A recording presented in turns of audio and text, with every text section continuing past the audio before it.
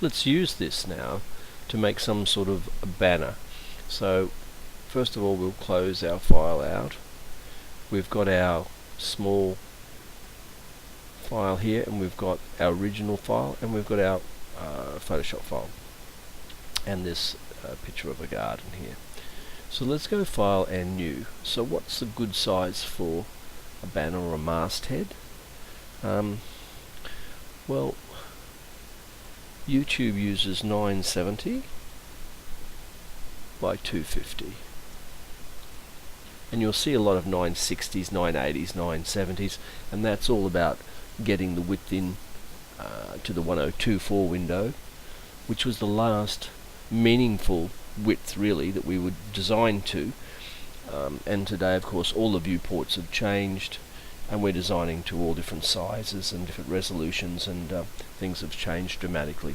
But this is okay for 1024. We'll call it flower shop banner, something like that. I'm using camel case, transparent background. Okay. So we've created the file. We haven't saved it. Let's go File, Save As. Because we decided to put the name of the file there, it's put in here for us. It's a .psd file. We'll save it to the desktop and save. And of course we get instant feedback because we can see our desktop. So first up, we're going to add these resources to the file. So the flower garden here, we'll just drag out and drag it into the window. Well, when it comes in, it has the lines, and it has the little Bezier functional objects around the side of it that enable us to change it. If we want to do anything with it, we go Enter, and that acknowledges that we're happy where it is. Now you can see over here that it's got some sort of quite strange object on the layer. That's because this is what's called a smart object. And a smart object allows you to do various things. We don't want it to be a smart object for us, so we're going to right click on it and go Rasterize Layer. Once we rasterize the layer, it's just like any other pixel based object, which is what we want. Now, should we want to change the size of this, we can go Control T, and that gives us something that looks quite similar to a smart object. And we can drag it, but if we dragged it that way, we change its perspective. Control Z. We don't want to do that. We can change its direction by, you notice as you move around the corner, you get the two-edged, two-arrowed, icon, and you can drag it and change its size. Its direction, and then you can hit the move tool. You should go Apply, and you can hit the move tool and move it around thus. Control Z, and then Control Z again. Now here's a trick.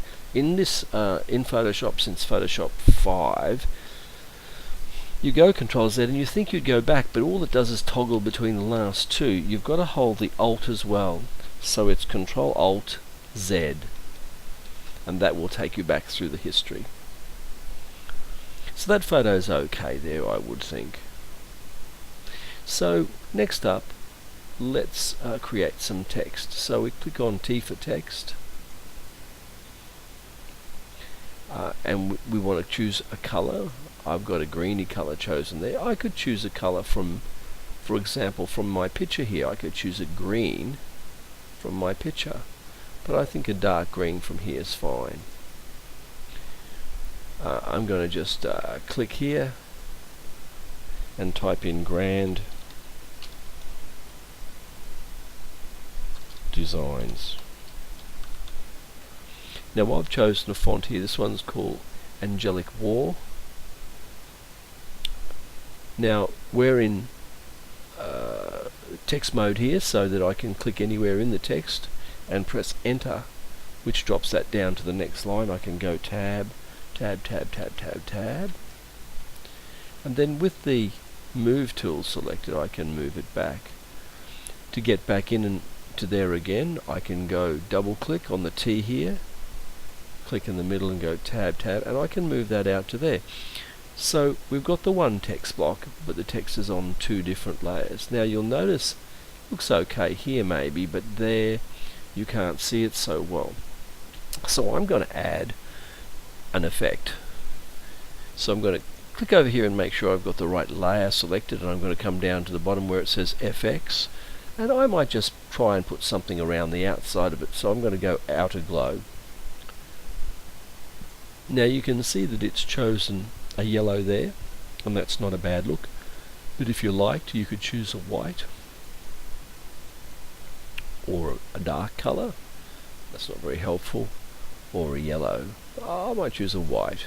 Now, the white doesn't look too bad here, but we don't have a color behind it. Let's go OK. Alright, and let's go OK. So grand designs. Now what we want to do is bring in our flower. So we drag in our flower and drop it. Once again you'll notice you get a new layer here. We can move it around, but it's got those lines. We press enter, and there it is there. Now it is, once again, a smart object. We can still go Control T with that object. We can still hold the shift and change its size. Those things can be done and place. And if we wanted to make a copy of the flower, if we want a few more flowers, we could drag this layer down onto the new layer. And we've got another flower there. And I'm thinking we might make a few flowers and change their sizes. So I'm quite sure if you right click on here you can go duplicate layer as well, and it just gives you a name and puts a number after it. You can see copy, copy 1, copy 2. So we've got 3 flowers now, something like that, and that looks quite nice. Perhaps this flower here, I can right click on it and choose it. I can go Control T. Maybe we'll hold the shift down and make that flower a little bit smaller and move it into there perhaps. And enter. Right click on the flower that you want to move and you can just move it like so. So that'll be okay for the moment. Okay, so it's coming together. Let's go File, Save.